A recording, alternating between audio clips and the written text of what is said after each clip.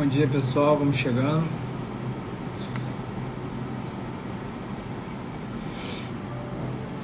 Bom dia a todas. Hoje a gente vai falar sobre negociação da execução. Esse convidado de hoje é um fera, talvez um dos que mais conheça sobre o tema no Brasil, né? E é o tema da moda, né? Negociação da execução, né? Como é que a gente pode transformar a execução para ela ser mais eficiente, com alguma dose aí de cooperação, à luz dos negócios jurídicos processuais. Pedro acabou de entrar. Pedro, você me manda aqui o pedido para a gente... O que é que eu te mande? Acho que chegou aqui. Vamos ver aqui.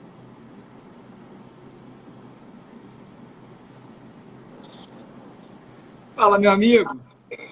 Fala, meu amigo. Tudo bem? Tudo bem? Você me ouve bem? Tô te ouvindo. E você? Consegue me ver? Como é que tá o áudio? Tá tudo tranquilo? Maravilha. Não, te vendo bem, ouvindo bem também. Primeiro agradecer seu aceite do seu convite. Dizer que para a gente, para a ESA, especialmente, é uma alegria. E para mim, também, particularmente, é muito bom te rever, né? Eu acho que a última vez que a gente se viu aí, ainda que pessoalmente, foi naquele evento que você até me deu o livro. Aliás, o livro que embasa a nossa live de hoje, devidamente autografado. Foi uma alegria muito grande poder desfrutar aqueles momentos com você. A gente conversou muito sobre a minha tese também, sobre o seu livro. Então, para a ESA realmente é muito legal. Pedro, a dinâmica da ESA é a seguinte: eu te apresento rapidamente, te passo a palavra para considerações iniciais, fixo aqui o tema na tela e aí depois a gente começa a trocar as perguntas, tá? O tema de hoje é negociação da execução. Bom, o Pedro Henrique Nogueira, ele é pós-doutor pela Universidade Federal de Pernambuco, doutor pela Universidade Federal da Bahia e professor na Universidade Federal de Alagoas, além de advogado, autor de diversos livros, esse que eu mostrei aqui agora, Negócios Jurídicos Processuais, né? Fora que ele coordena com o Antônio do Passo Cabral a coleção de negócios processuais a Juspod, tomo 1, tomo 2, vários artigos incríveis sobre o tema. Aliás, um que eu cito muito na minha tese é o Promessa de Recompensa Judicial com o professor Fred Dier, incrível, lá de 2014. E realmente, Pedro, é muito bom ter você aqui, tá? Passa a palavra, irmão, fica à vontade. Marcelo, primeiro quero te dizer da minha alegria, que fiquei muito honrado, né? Convite da ESA, convite seu. E convite seu eu recebo como intimação. Não tenho como recusar. Você é um amigo querido que o processo civil me deu. E, de fato, a última vez que a gente se encontrou em Porto Alegre, Porto Alegre, isso. no congresso, foi muito bacana, né? Muito bom. E a gente pôde bater um papo, conversar sobre direito, sobre outras coisas também. E de modo que é um prazer muito grande nessa situação em que nos encontramos, já que a gente não pode se encontrar presencialmente, pelo menos a gente bate um papo e conversa, vê os amigos aí pela tela.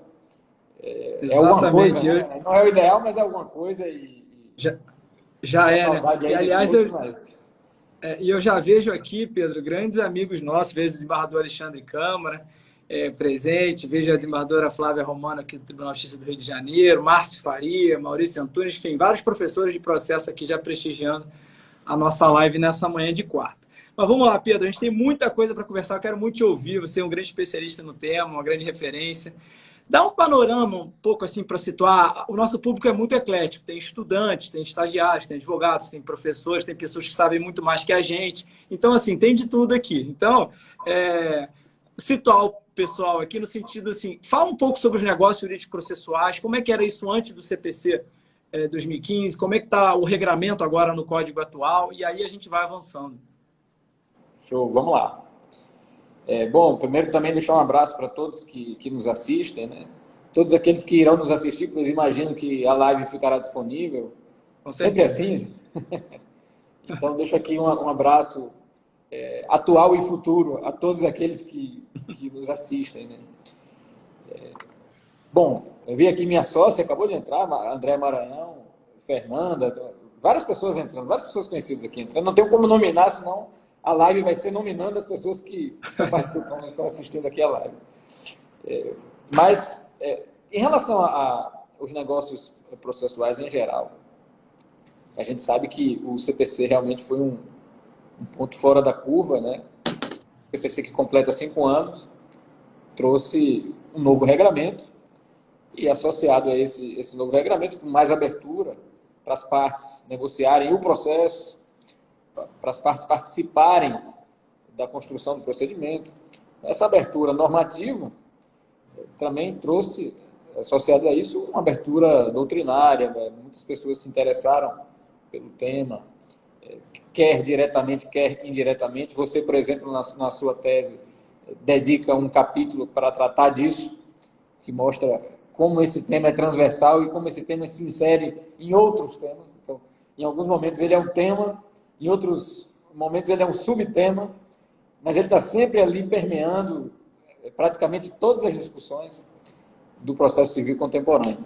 E a gente observa, assim, nos últimos 5 anos, uma mudança muito importante na forma como as pessoas compreendem esse espaço de autodeterminação, esse espaço de liberdade, para que as pessoas possam negociar o processo.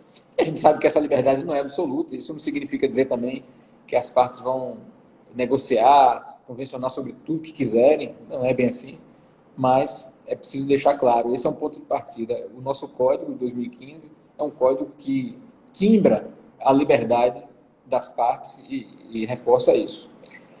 O CPC de 73 tinha, em algum grau, essa abertura.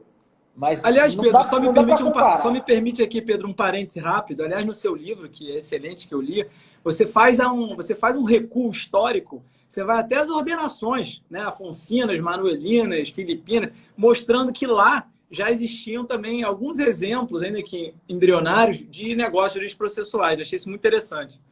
Pois é. Até nas ordenações a gente encontra manifestações muito tímidas de negociação processual, mas existiam, claro. CPC de 73, dando um salto aí, né, para a gente não gastar muito tempo com essa evolução histórica, o CPC de 73, de forma bem pontual, também abria espaço para isso. Eu já presenciei como advogado negociações processuais, ainda sob a vigência do CPC de 73, quando nem se discutia esse tema, praticamente no Brasil, e quando a expressão negócios jurídicos processuais era abominada na doutrina. Então, preciso deixar claro isso também. O tema não é assim, completamente novo, né? Agora, com o CPC 2015, a roupagem é completamente diferente. Nós temos, para descrever assim, essa inovação, né, esse ponto fora da curva, nós temos a norma do artigo 3º, parágrafo 2º, que é uma norma fundamental. E é fundamental, não é por apelo retórico, é fundamental porque ele está inserido no capítulo de normas fundamentais do Código, que é a norma do respeito ao autorregramento da vontade. Estabelece que o juiz deve priorizar a solução autocompositiva. E a autocomposição sobre o processo é uma das dimensões da autocomposição. Faz parte da autocomposição. Não posso achar que a negociação sobre o processo é alguma coisa diferente da autocomposição. É uma dimensão da autocomposição. E se o Estado tem que priorizar a autocomposição, isso significa dizer que o Estado deve respeito às autocomposições materiais e processuais. Isso é o que está no artigo 3º, parágrafo 2º do Código. Fazendo uma análise mais panorâmica, a gente vai encontrar diversos negócios jurídicos processuais típicos, vários, acordos de suspensão do processo, eleição de foro, convenção de arbitragem, mencionado, né, não só no CPC, mas também na Lei 9.307. Escolha do perito. Escolha consensual do perito, e por aí vai. Né, por aí vai. E, entrando especificamente naquilo que se tornou o grande foco de interesse para muitos, o artigo 190, que é a cláusula geral de negociação processual. Para quem ainda não teve a oportunidade de se debruçar sobre esse assunto, já que aqui nós temos também estudantes, né, na live, então fica a dica. O artigo 190 é um artigo que não tem precedência histórica, nós não temos nada parecido com ele nas legislações anteriores, Então, realmente é algo inovador e que traz a abertura muito grande para a negociação atípica. Quer para negociar o procedimento, você desenhar um procedimento de acordo com a conveniência das partes, quer para convencionar sobre as situações jurídicas processuais. Porque às vezes você negocia situações jurídicas sem alterar o procedimento. Eu posso negociar sobre direitos processuais, deveres, litigância de má-fé, prever sanções premiais, você gosta disso, né? Sanções premiais nas convenções processuais. Tudo isso exercitando essas faculdades que decorrem do artigo 190 do Código. Isso, veja, é para o processo civil em geral. O processo civil em geral. E para a execução, Marcelo, aí a abertura é ainda maior. É curioso isso. Eu digo, eu já escrevi, tenho um texto sobre isso, eu falo isso na última edição do meu livro. Não há nenhum outro procedimento como o da execução que traga tamanha abertura para a negociação como da execução civil. Veja, além desse conjunto normativo, artigo 3º, parágrafo 2º, artigo 190, nós temos a regra do artigo 775 do CPC, que consagra a disponibilidade da execução. Essa não é uma regra nova, essa regra já existia praticamente idêntica no CPC de 73. Mas o somatório desses enunciados normativos dá, de fato, uma dimensão muito ampla. Você dizer que a execução, primeiro, se desenvolve no interesse do credor, segundo, que a execução é disponível para o credor, você confere aí uma margem de negociabilidade muito grande, sobre tudo, sobre medidas executivas, então, e por aí vai. Então, o cenário normativo é esse. Nós temos hoje, positivado no nosso sistema, uma abertura normativa para que a execução seja negociada. Às vezes, a nossa percepção é que eu falo nós, estou generalizando, né? Estou me incluindo aí, já que a gente está falando aqui também para advogados, a live é da ESA, né? Às vezes os colegas advogados não aproveitam bem o instrumental que normativamente nos é colocado. Às vezes a gente, inclusive, perde oportunidades na fase de negociação, na fase contratual, de aprimorar uma futura execução, garantir melhor um crédito, porque não desperta para essa perspectiva, né, de negociar a execução.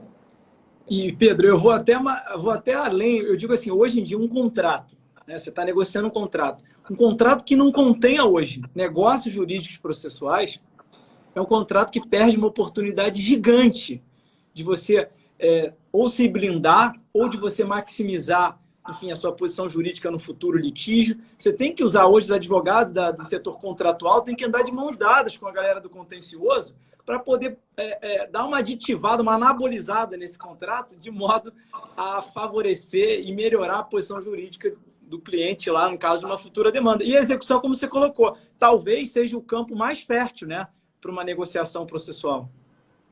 Eu acho a execução um campo muito fértil. Se a gente pensar na execução ajuizada, eu acho que é um terreno muito propício para negociação processual. Eu tenho presenciado isso.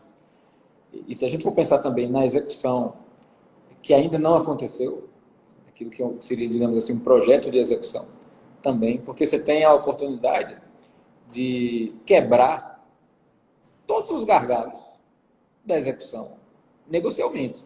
A gente sabe que isso está espelhado no Justiça em Números. A execução é o grande problema da Justiça Civil brasileira. De modo particular, a execução fiscal. Mas a execução também é um grande problema. A execução fiscal é o caos, né? O Justiça em Números mostra isso. E é curioso, fazendo um parêntese aqui, é curioso como a gente estuda pouco a execução fiscal. Talvez se estivéssemos nos Estados Unidos, estava todo mundo estudando execução fiscal. Porque o problema do nosso processo civil é a execução fiscal, mas a gente não dá muita atenção à execução fiscal. E execução Eu fiscal vi pode ser negociada. um levantamento do CNJ recente, diz que a execução fiscal, Pedro, parece que representa acho que 32,4, alguma coisa assim, do estoque de ações. É uma loucura. Uma loucura. E se você fizer uma análise comparativa do percentual de execuções fiscais com as execuções em geral, esse número vai para mais de 70%. Ou seja, é algo assim impressionante. Né? E você tem a chance, e aqui eu falo não só de execução fiscal, falo de execução em geral, você tem a chance justamente de evitar esses gargalos quando você precisa de uma execução. Você tem como aprimorar o processo. A gente sabe, principalmente quem atua como advogado, os grandes momentos, os grandes dramas da execução, no momento que você precisa se comunicar com o devedor. Nesse momento aí, a eficiência da justiça muitas vezes não corresponde às expectativas do credor, às vezes é fácil para o devedor se esquivar. Então você consegue, por exemplo, ver uma situação muito simples, uma comunicação processual. Você consegue resolver isso prevendo no contrato uma forma diferenciada de comunicação. Ô Pedro, antes de eu começar a te pedir os exemplos concretos, né, eu vou dar a preferência aqui regimental ao professor Câmara, que ele fez uma pergunta aqui, e aí se você puder responder, aí eu começo as minhas provocações nessa sequência. Né? O professor Câmara diz o seguinte: Carnelucci dizia que o contrato de construção de hipoteca é um negócio jurídico processual sobre futura penhora. Podemos emitir um negócio jurídico para permitir a penhora de imóveis impenhoráveis? Há alguma restrição a isso? Pois é, grande Câmara. Né? Câmara, além de ser um amigo querido, é uma referência para todos nós. É o nosso grande professor, Alexandre de Freitas Câmara, que muito nos honra. Deixar aqui um abraço para ele. Bom, Marcelo, eu vejo que é possível convencionar sobre impenhorabilidade, de modo a tornar penhorável o que a lei, a priori, disse que não seria passível de penhora. Eu acho que é possível. Acho que é possível a partir do artigo 190.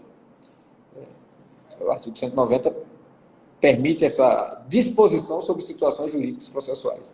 A impenhorabilidade confere ao executado uma situação jurídica. Uma situação jurídica de não ser responsável patrimonialmente em relação àquele bem, né? Ou seja, não excluir determinado bem, uma espécie de imunidade processual sobre determinada parcela do seu patrimônio. E essa situação jurídica pode ser negociada, eu penso que sim. A gente sabe que esse é um tema muito nervoso. O STJ, por exemplo, quando trata das impenhorabilidades da Lei 8.009, né, do bem de família, do bem de residência, né, como gosta de chamar o professor Alexandre Freitas Câmara, né, ele não é muito simpático a ideia de bem de família, sobretudo depois da orientação do STJ, né, de que o devedor solteiro também goza da impenhorabilidade, né, ele prefere a expressão bem de residência, e eu acho que ele está certo nessa correção terminológica. Mas, apesar do STJ entender que as impenhorabilidades da Lei 8.009 são impenhorabilidades advindas de normas de ordem pública, isso é um entendimento que já antigo do STJ, e, consequentemente, não seriam suscetíveis de renúncia, a parte não poderia renunciar a essa impenhorabilidade. Mas me parece que agora o cenário normativo é outro. Eu acho que o artigo 190 possibilita que as partes abdiquem dessa situação jurídica, todas elas de impenhorabilidade, antes e durante o processo. Então, eu acho que é possível. Tá? Não vou entrar aqui no mérito do que é norma de ordem pública, isso é outro problema. Aí a gente precisaria de uma live só para isso. Né? O que é norma de ordem pública? Eu também não gosto muito dessa classificação e não sou muito simpático à ideia de limitar o objeto dos negócios jurídicos, seja materiais ou processuais, a partir desse critério. Porque essa norma é de ordem pública.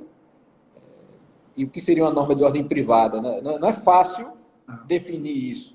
Né? Não é fácil. Agora, Pedro, então só para ficar claro para o pessoal aqui, então se o executado ele indica lá como garantia um bem de família, né?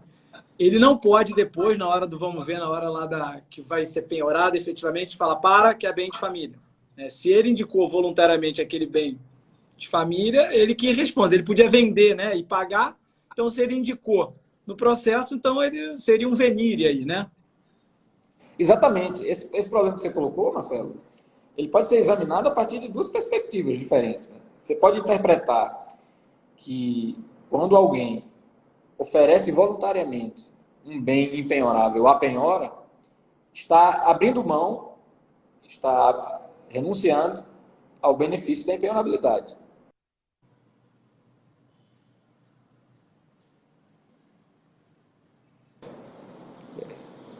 Voltei?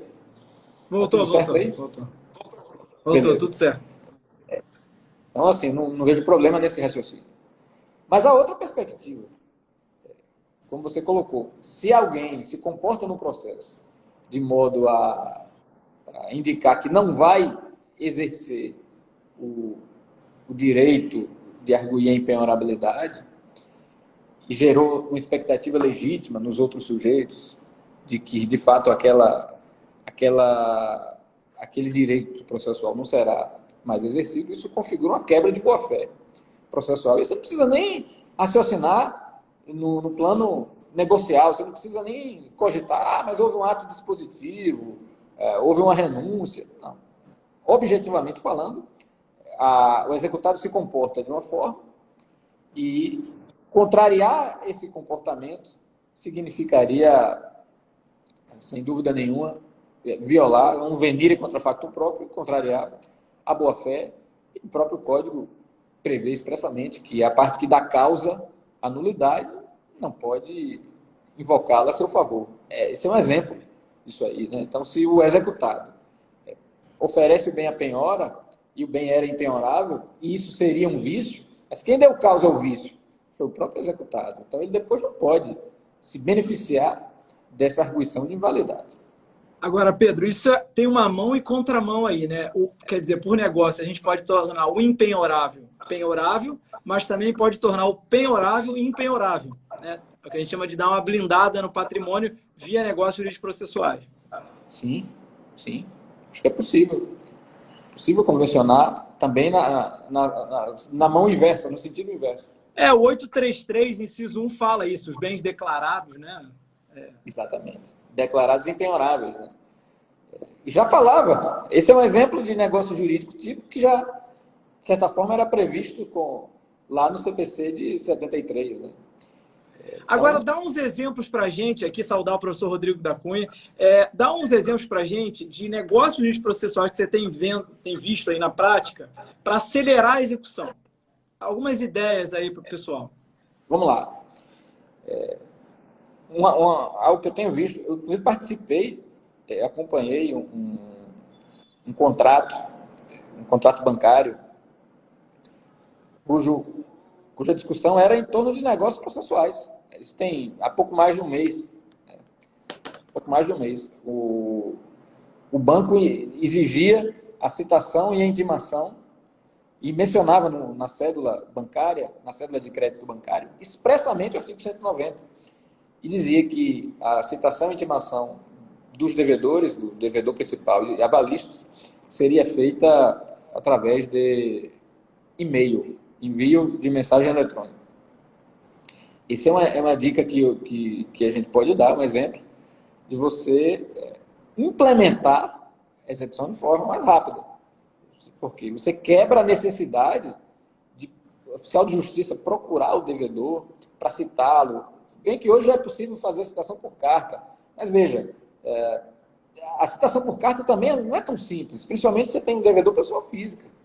Porque a carta tem que ser entregue a ele, né? Tem que ser a R em mão própria. E às vezes não consegue encontrar o devedor. Então você simplifica essa comunicação usando ferramentas eletrônicas, e-mail, aplicativos de mensagem. Então essa é uma dica que eu dou. Curiosamente, nesse caso do qual participei, o meu trabalho como advogado era justamente em quem estava do outro lado, né? Não era em favor do banco. Isso tensionou muito a negociação porque o banco não abria mão.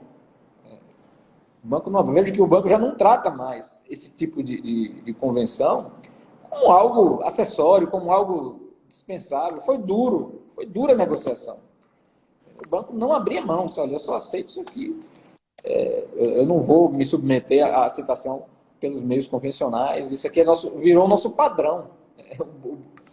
O banco já está pensando dessa forma. Né? Então, esse é o exemplo que eu mencionaria. Né? Você simplificar a execução, eliminando a necessidade dos atos de comunicação pelas vias convencionais. Tá? A gente poderia pensar também em escolhas.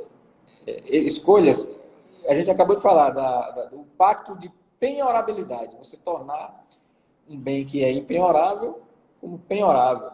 Mas você tem a chance também, Marcelo, de, mesmo no universo de bens penhoráveis, você fazer a eleição de determinados bens previamente, de modo que você evita uma discussão na execução sobre a escolha, sobre a indicação. A indicação observou a ordem do artigo 835, está fora da ordem. Princípio da menor onerosidade, que a gente sabe também que é uma das válvulas de escape para o executado suscitar algum contraditório na execução. Né? Você realiza uma penhora e vem o executado e suscita um incidente. Olha, isso aqui, existem outros bens, esse bem causa um dano severo ao devedor. E se você negocia previamente, mesmo no universo de bens penhoráveis, você simplesmente evita esse tipo de discussão lá na frente. Né? Então, isso é algo muito, muito interessante também. Avaliação. Avaliação é um negócio jurídico típico. Você pode avaliar convencionalmente um bem a ser penhorado. Né? Antes mesmo da penhora, você já pode atribuir valor ao bem. Esse é um negócio jurídico que sofre uma limitação, porque o juiz tem poder de se detectar que houve uma discrepância, né? O juiz tem o poder de determinar a reavaliação. Mas, de todo modo, se você consegue, na via consensual, encontrar um valor que seja compatível com a realidade, porque às vezes a escolha, eu diria, muitas vezes a escolha a consensual ou a avaliação consensual não objetiva causar um dano ao devedor ou subavaliar um determinado bem. O objetivo é justamente esse, é você simplificar. Você já tem uma estimativa. Bom, esse bem vale X. Se no momento do processo, no momento em que o bem vier a ser expropriado, ficar confirmado realmente que aquele valor está compatível, o juiz percebe isso, ele não invalida aquela avaliação e o bem está pronto, apto para ser expropriado. Né? Eu participei um dia desses de um negócio jurídico muito interessante. As partes no contrato colocaram que se houvesse execução, né, de parte a parte, estaria vedado o leilão judicial. Só poderia ser alienação por iniciativa particular. Ou seja, querem aí, mal bem, evitar uma arrematação, né, por um preço abaixo do mercado, talvez evitar os custos altos de um leilão. Combinaram isso. Vê que interessante também. Muito bom. Muito bom. Excelente. E não há dúvida de que é possível. Né? Não há dúvida. Você tem aí um ato abdicativo do exequente. Né? O credor está abrindo mão de escolher um meio expropriatório. Está dizendo que não vai ter leilão. Então, isso é perfeitamente válido. E torna a execução bem previsível, mais simples, mais rápida, mais eficiente. Eu acho que o exemplo é ótimo. Eu queria te perguntar daquele caso do STJ. Agora, pegando aqui, lembrei aqui, você estava falando desse controle do juiz do negócio processual. Aquele caso recente em que as partes tinham um contrato, se não me engano, era uma cédula de crédito rural. Enfim, lá no contrato eles combinaram que se não houvesse pagamento, poderia ter a penhora antes da própria citação do executado. Né? E aí, enfim, o STJ disse que isso não seria possível. Esse acordo, acho que ainda está pendente, né, de julgamento, porque envolveria regras de ordem pública, a meu ver, envolveria procedimento, mas tudo bem. Mas vamos ver como é que vai estar escrito isso, né, na redação do STJ. E aí eu fico pensando, Pedro, eu queria te ouvir sobre essa decisão e também ver, como advogado, se não vale a pena, nos negócios processuais, quando a gente tiver num contrato, por exemplo, e aí pegando o gancho da Lei da Liberdade Econômica, que mudou o Código Civil, dizendo que os negócios têm que ser interpretados conforme a boa-fé, levando em conta a racionalidade econômica, será que as partes não devem explicar um pouquinho melhor que chegaram àquele negócio jurídico-processual em razão, talvez, de uma concessão, de uma barganha que foi feita? Isso é uma troca que uma das partes aceitou para que se fosse entabulado aquilo. E aí o judiciário vem e fala, não, isso viola a ordem pública. Quer dizer, tem uma racionalidade econômica por trás, ou pode existir por trás. Então, eu queria te ouvir um pouquinho sobre isso também. Eu acho que isso é muito importante. Usar os considerandos para contextualizar as estipulações feitas nos contratos. Porque isso auxilia muito na interpretação. De repente, você faz um recorte, interpreta uma cláusula de negociação processual fora de contexto, recortada do que foi convencionado e recortada, como você falou, do contexto econômico que justificou a celebração daquele contrato. Você pode até, à primeira vista, imaginar que seria uma convenção abusiva ou algo até leonino, e às vezes não é. Às vezes não é. Eu sempre eu gosto de dar o exemplo em palestras, né? O exemplo da prisão civil, né? A prisão civil, quando a gente pensa em que é possível negociar a prisão civil, não, obviamente, para ampliar o prazo da prisão, nem muito menos para prever a prisão nas hipóteses em que ela não seria permitida, mas acho que é possível você abrir mão da prisão. Eu não tenho dúvida na execução de alimentos, especialmente a execução de alimentos envolvendo ex-cônjuges, eu não tenho dúvida. E eu sempre dou esse exemplo, e uma vez, até em Porto Alegre, aliás, foi em Caxias, num evento do qual participei, evento presencial, e aí uma pessoa que se encontrava na plateia, quando eu terminei de expor, me procurou reservadamente e fez a pergunta: professor, uma dúvida que eu tenho. Quem em sã consciência vai abrir mão da prisão civil? Porque realmente a prisão é a graça da execução de alimentos, né? Você pensa, pô, execução de alimentos sem prisão, está faltando algo. Mas veja, a minha resposta para ela foi a seguinte: minha filha, depende do valor da pensão que você está negociando. Então, se você acerta com o credor acerta com o devedor que o valor da pensão vai ser majorado em 50%, você abre mão da prisão lá, sobretudo se o devedor tiver recebimento em folha de pagamento, tiver outras formas de garantir. Então, você pode negociar isso aí sem problemas. Não significa dizer que a execução não vai poder acontecer, nem muito menos que aquela execução se tornará inviável. Então, assim, se você analisa isoladamente, poxa, ela abriu mão da prisão civil, da prerrogativa da prisão civil, quer dizer, ela está abrindo mão da própria execução, em última análise. Não é bem assim. Por um critério econômico, simplesmente ela achou por bem abrir mão de uma medida executiva e tem um benefício econômico.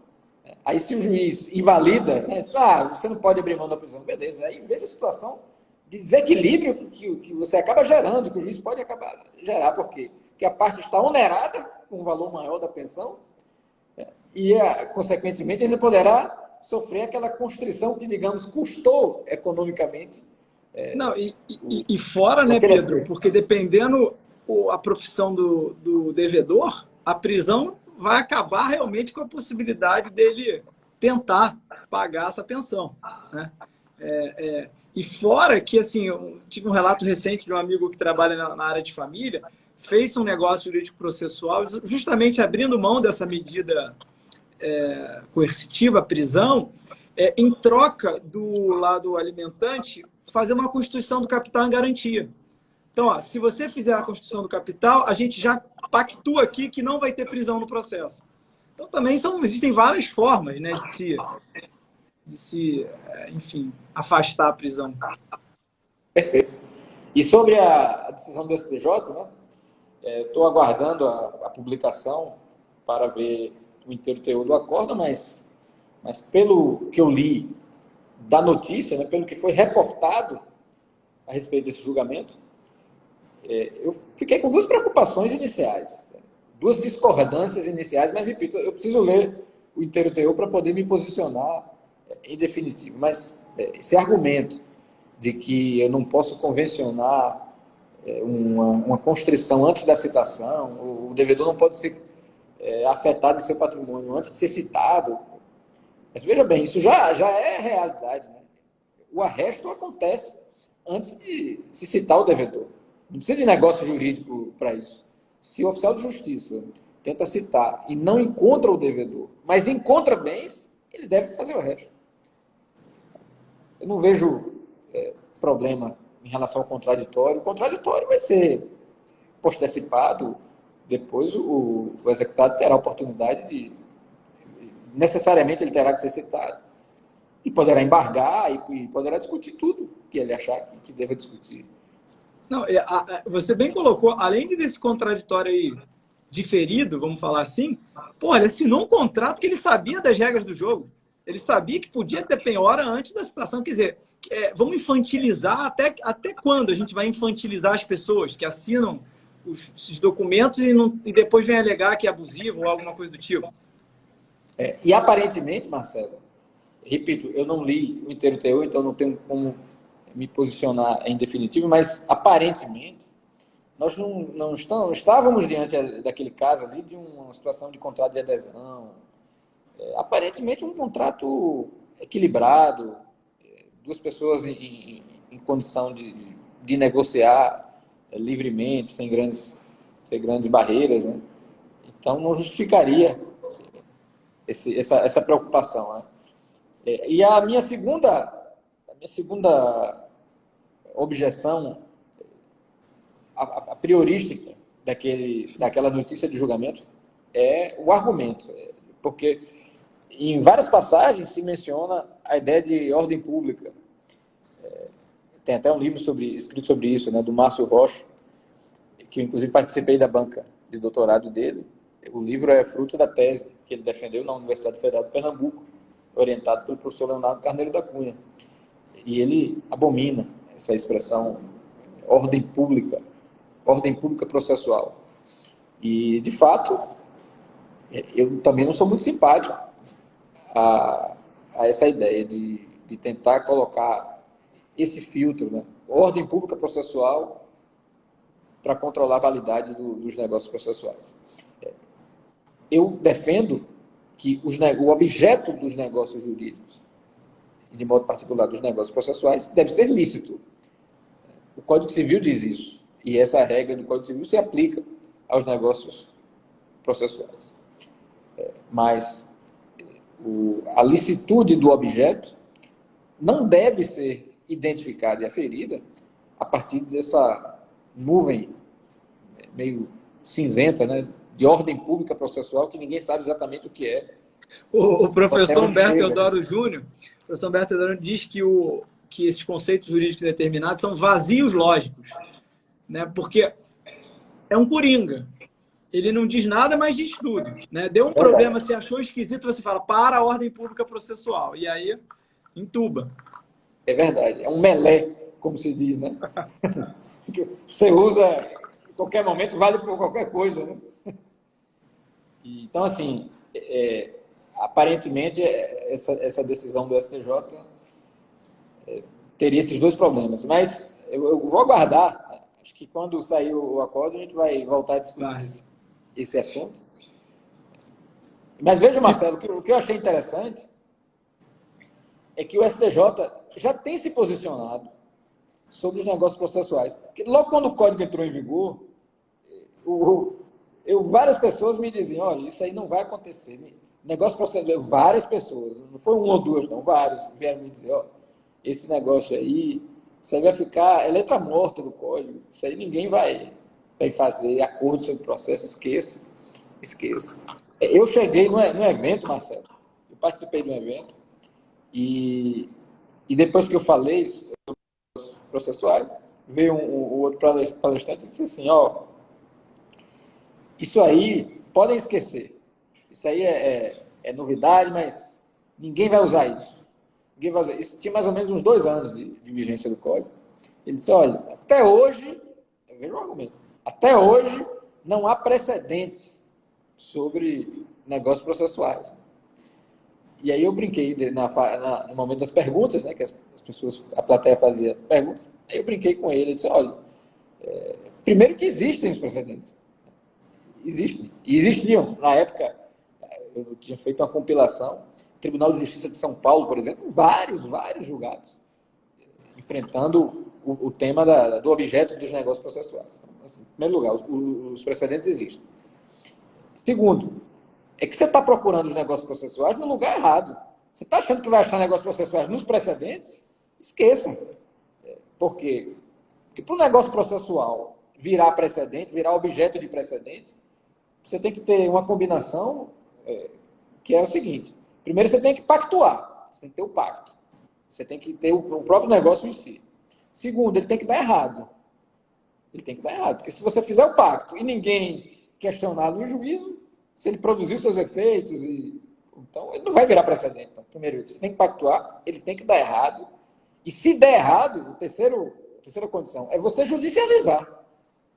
E em judicializando, dá o tempo necessário para que aquilo chegue aos tribunais, né? Porque ninguém procura precedente. O nosso amigo Gustavo Osna, ele tem um texto incrível sobre isso, ele fala as incompatibilidades, dizendo isso, olha, as pessoas ficam falando, não tem decisões sobre negócio, mas você está partindo do pressuposto que o negócio dá errado. E todos que deram certo, que estão nos contratos, que estão sendo respeitados, que estão sendo observados. Esse argumento é do mesmo tipo daqueles, também de outros amigos, mas aí eu não vou falar o nome, que dizem que os negócios processuais são a arbitragem de pobre, né? É verdade. Eu já ouvi isso. Ô Pedro, mas fala um pouquinho agora dos negócios jurídicos processuais para limitar a execução. A gente falou já daqueles que a gente pode acelerar a execução. Vamos agora fazer um recorte específico. Como é que a gente pode limitar e restringir a execução? Vamos lá. Vou dar 3 exemplos aqui concretos. Esse eu já mencionei, o da prisão civil. Essa é uma forma de limitar a execução. Você exclui meios executivos. O artigo 775 permite que o credor disponha da execução ou de medidas executivas. Tá? Então, eu acho que esse é um exemplo importante. Mas esse é um exemplo próprio da execução de alimentos. Você excluir determinados bens da penhora também seria um exemplo interessante. Às vezes você resolve fazer esse tipo de acordo por razões até sentimentais. Você pode escolher que um determinado bem, em hipótese alguma, será objeto de penhora. Então, é uma forma de você limitar a execução. Um terceiro exemplo, mais polêmico. As partes podem convencionar a não aplicação das famosas medidas executivas atípicas. Artigo 139, inciso 4. Esse é polêmico. Há quem discorde disso. Mas eu acho que é plenamente possível. Porque, por mais que essas medidas... E isso não é, viu, Marcelo? Na minha concepção, isso não é negociar sobre poderes do juiz. Não é bem assim. Mas, se a gente for pensar, as medidas executivas repercutem na esfera jurídica das partes.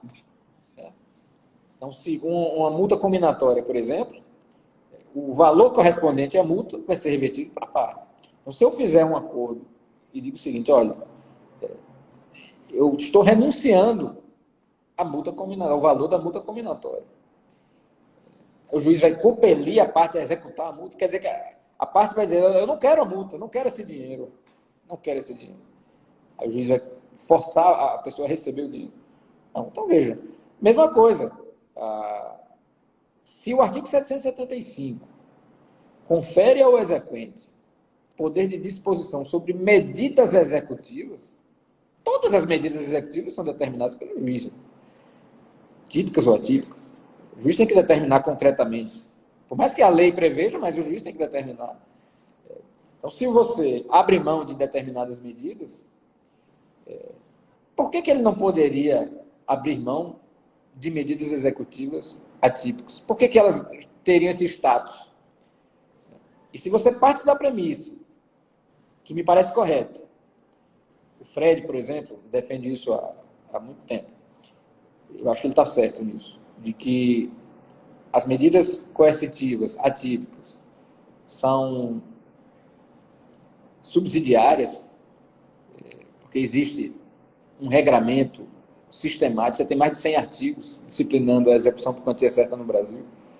A ideia da tipicidade prima facie, né?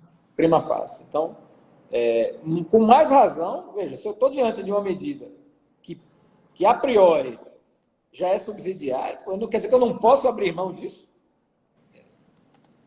Agora, isso, claro, entram aí também nesse grupo as sanções premiais aí que você gosta, né? Quando você convenciona sobre sanções premiais, no fim das contas você está dispondo sobre medidas executivas, porque as sanções premiais podem, não necessariamente, mas elas podem ser medidas de indução, medidas indutivas. Esse é um tema que você sabe que eu gosto muito mesmo, mas só voltando a esse teu comentário, estou totalmente de acordo. Uma coisa é as partes disporem que o juiz não pode aplicar uma multa atentatória à dignidade da jurisdição. Aí não, porque você está afetando realmente o poder do juiz. Agora, dizer que ele não pode aplicar uma determinada medida executiva atípica que, em última análise, visa satisfazer o direito do exequente, por que as partes não podem pactuar isso? Quer ver um exemplo, Pedro, que estão usando muito na prática, fazendo muitos negócios jurídicos processuais sobre isso? Cumprimento de sentença, as partes combinando que não se aplica aquela restrição do 916, parágrafo 7º, do parcelamento, não se aplica, ou seja, é permitido depositar 30% e parcelar em 6 vezes. Então, isso está acontecendo muito. Perfeito, perfeito. Acho que é totalmente possível esse negócio jurídico, né? Totalmente possível. Nenhuma objeção em relação a ele. E em relação quando a gente envolve a aplicação de medidas executivas pelo juiz, isso acaba criando, muitas vezes, um preconceito, né? Então, eu até evito falar disso, sabe, Marcelo? Até evito, para não gerar uma má compreensão, uma falsa compreensão também. E esse tema das medidas executivas, a gente não pode dissociá-las dos direitos e dos poderes do exequente, porque a execução se desenvolve no interesse do credor. E o artigo 775 confere ao exequente a disponibilidade total e parcial da execução. Vejo que isso é muita coisa. A gente fala os poderes do juiz e os poderes do exequente. O exequente pode abrir mão de toda a execução. O juiz vai fixar uma medida coercitiva atípica, no dia seguinte ele desiste da execução. E aí? O juiz, em nome do poder de decretar de ofício, para quem acha que é possível, essas medidas, ele vai impedir a parte de desistir da execução? Claro que não. Porque isso está assegurado pelo artigo 775. Se ela pode fazer isso unilateralmente, sozinha, ela não precisa de concordância do executado para fazer isso. Por que não fazer no âmbito de uma convenção? Né? Então, acho que é possível. Né? E você limita a execução. Essas medidas mais drásticas, né? Aprender passaporte, CNH, coisa do tipo aí, você pode blindar a execução. Blindar. E, Pedro, eu vou te falar uma coisa. Recentemente também teve um cliente nosso que, assim, olha como às vezes as coisas não são nem 100% racionais, mas se você tiver um pouco de criatividade, você consegue emplacar interessantes negócios processuais. O cliente chegou e falou para mim, Mazola, eu quero evitar a execução provisória a todo custo. Eu não quero ficar com essa espada no meu peito até o trânsito em julgado. E tinha saído uma sentença, enfim, em sentido contrário a ser julgada apelação. Falei para ele, vamos fazer o seguinte, vamos ver se a parte contrária topa, você já dá um bem em garantia, em troca de não ter a execução provisória, ou seja, dele não poder deflagrar a execução provisória. E a parte concordou. Falou, então já tem um bem para garantia do juízo, então eu não vou instaurar a execução provisória. E aí, enfim, só quando acabar o processo é que a gente vai saber realmente quem tinha razão ou não, mas deu uma paz para o credor, de algum modo, um bem já está garantido, e para o executado também deu a tranquilidade que ele queria de não ser pressionado provisoriamente. Então, acho que os advogados, com essa criatividade, conseguem tabular e formatar muitos negócios jurídicos interessantes. Verdade. Isso aí é um pacto de não executar. Muito interessante, que é uma modalidade de pacto de não petendo. Há, inclusive, trabalhos sobre isso, né? Alberto Trigo escreveu. Roberto foi orientando do Cabral, né? A Paula Costa Silva. A Paula tem um texto antigo, muito bom sobre isso, texto longo. Eu acho que é perfeitamente possível e interessante essa negociação, né? Tem muita utilidade prática, eu acho. Às vezes as partes não querem abrir mão da discussão e, às vezes, veja, o próprio exequente não deseja execução provisória. Eu não tenho dados, viu, Marcelo? Eu ainda vou ter esses dados. Eu não tenho. Mas a minha intuição, pelo menos analisando aqui minha realidade, a realidade do meu estado, é que a execução provisória é sempre excepcionalíssima. É sempre excepcionalíssima. A execução provisória normalmente não acontece. E por que não acontece? Porque muitas vezes o próprio credor, aquele que naquele momento do processo é credor, que está provisoriamente vencendo, não se sente à vontade de deflagrar uma execução e depois se submeter a uma contra-execução, em caso de reforma ou invalidação da decisão que esteja a ser proferida pelo tribunal, né, no julgamento de um recurso. E quando você prevê, de repente, uma garantia ou a escolha de um bem, de certo modo, você dá essa tranquilidade para o exequente e assegura que a execução realmente só vai acontecer quando estiver definitivamente constituído o título. Então, isso é muito interessante, porque a execução provisória, de fato, ela traz incertezas e, às vezes, o próprio credor não quer apostar nisso e se vê obrigado a deflagrar uma execução provisória pelo temor. Esse devedor vai se desfazer do seu patrimônio, então tem que tomar uma decisão agora, tem que agir de imediato. E o negócio processual acaba pacificando isso, né? Garantindo essa tranquilidade. Pedro, a gente tem 5 minutos. Eu queria te ouvir um pouquinho só agora sobre o papel do juiz, cara, nesse controle de validade dos negócios, principalmente na execução. Quais são os cuidados que o juiz tem que ter? Qual deveria ser o papel dele, a função dele, né, à luz das convenções processuais? A diretriz para controle de validade, falando de modo específico dos negócios atípicos, né, porque não daria para englobar aqui todos os negócios típicos, são mais de 50, mas pensando aqui nos atípicos, o juiz vai se pautar pelo artigo 190, parágrafo único. Então, ele vai identificar a capacidade das partes, vai indagar se o direito admite autocomposição. Normalmente admite. Hoje é difícil você encontrar um direito material insuscetível de autocomposição. O juiz vai olhar também para aquelas restrições do artigo 190, parágrafo único, vai perquirir se a parte se encontra em manifesta situação de vulnerabilidade, às vezes acontece. E aqui eu vou dar uma dica, já que também estamos falando para advogados, essa é uma dica que eu sempre dou.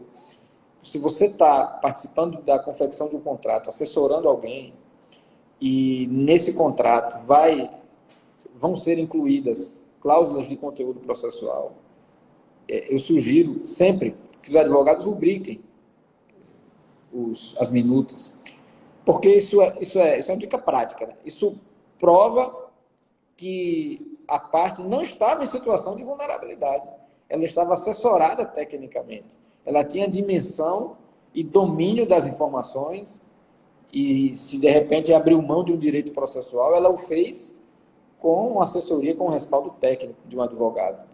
E você prova isso no momento em que o advogado dá lá a rubriquinha no instrumento. Porque isso é um critério para o juiz invalidar um negócio jurídico processual. Você percebe que a parte abriu mão, de repente, de uma garantia e não sabia exatamente o que estava fazendo, isso pode fragilizar um pouco a convenção no momento que essa invalidade for arguída. contratos de adesão. A gente sabe que não é possível a inserção de cláusulas contratuais quando for considerada abusiva, né, em contratos de adesão, ou seja, quando você utilizar o contrato de adesão para forçar uma abdicação de garantias processuais da outra parte. Então, esse é o cenário. Além do controle sobre o objeto, que é o ponto mais nebuloso. O controle sobre o objeto é nebuloso porque, às vezes, você tem essa dúvida. Será que eu posso negociar sobre isso, sobre aquilo? Será que é lícita a negociação sobre poderes do juiz, como a gente acabou de tratar aqui? Então, esse é o ponto mais delicado.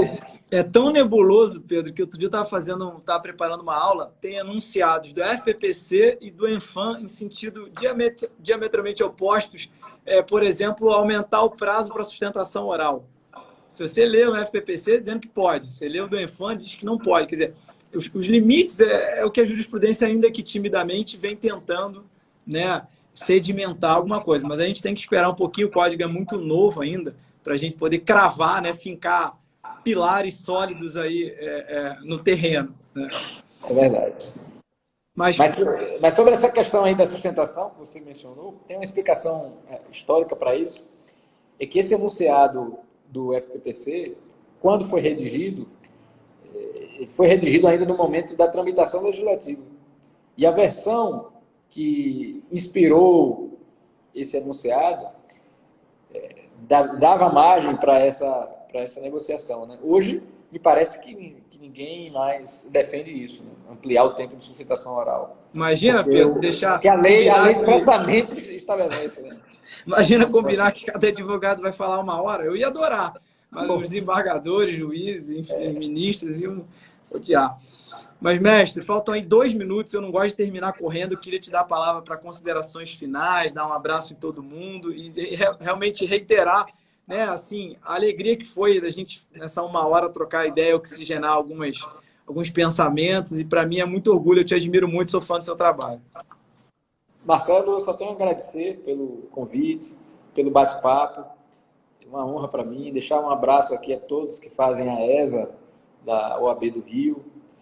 Deixar aqui um abraço carinhoso a todos que participaram. Muitas pessoas aqui, eu não tenho como nominar, mas deixar aqui um abração Luiz Vale, o Nando, que entrou agora, o grande amigo Rodrigo da Cunha Lima Freire, o Câmara, que não só entrou, mas participou, né? Interagiu conosco. Então, eu fico, de fato, muito, muito honrado e poder também conversar contigo, né? Você é um amigo querido e é sempre oportunidade de aprender contigo. Você em breve vai defender uma tese magnífica sobre as sanções premiais. Depois a gente vai conversar sobre a tese, né? Em off a gente vai bater um papo, mas fico muito feliz e à disposição. Sempre que me chamarem, estarei totalmente disponível para participar.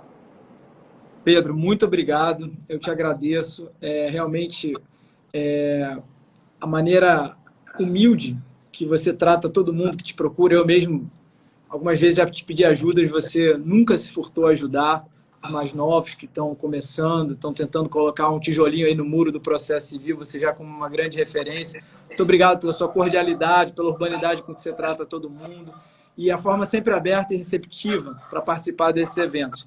Foi uma grande alegria para a ESA. A live vai ficar salva no IGTV e em breve a gente vai ter o 2º volume do nosso livro. A gente já lançou o 1º volume com as lives, né, que fizeram em 2019 e 2020. Você já está convidado, a gente vai formalizar por e-mail, para enviar um artigo sobre esse tema para a gente inserir no 2º volume da nossa coletânea das quartas processuais da ESA. Tá bom? Meu irmão, se cuida. Pessoal, fiquem com Deus e até a próxima quarta.